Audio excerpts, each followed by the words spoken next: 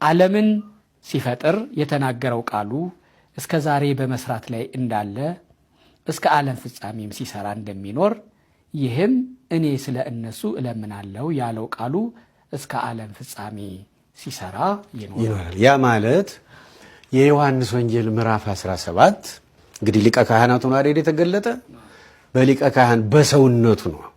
በሰውነቱ ወደ አባቱ እየለመነ ነው አሁን።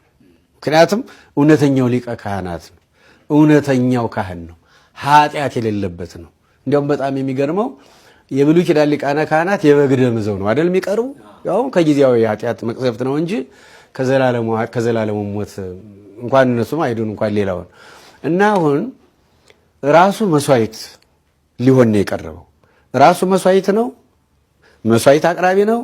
በአምላክነቱ ደግሞ ከአብ ከመንፈስ ቅዱስ ጋር መስዋዕት ተቀባይ ነው።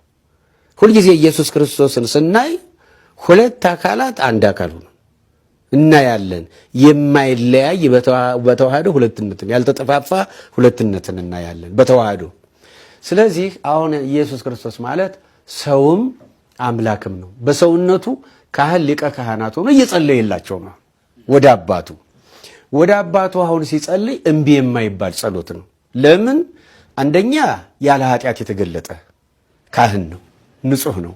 ሁለተኛ ደግሞ በአምላክነቱ ደግሞ ከአብ ከመንፈስ ቅዱስ ጋር ጩኸት ሰሚ ነው። አየ ራሱ ለማኝ ነው፣ ራሱ ነው ገና ተለማኝ ነው፣ ራሱ ሰሚ ነው፣ ራሱ ፈራጅ ነው። ስለዚህ አሁን እሱ ላይ ሲለምን አባቱን በሰውነቱ ነው ማለት ነው። በሰውነቱ ስለ ስግው ቃል ነው። አሁን በሰውነቱ የሚናገረው ራሱ ቃል ነው፣ ወልድ ነው። ተግባብተናል። መለኮት ነው፣ ፈጣሪ ነው። ፈጣሪ ግን ወደ ፈጣሪ መለመን አይችልም አይደል?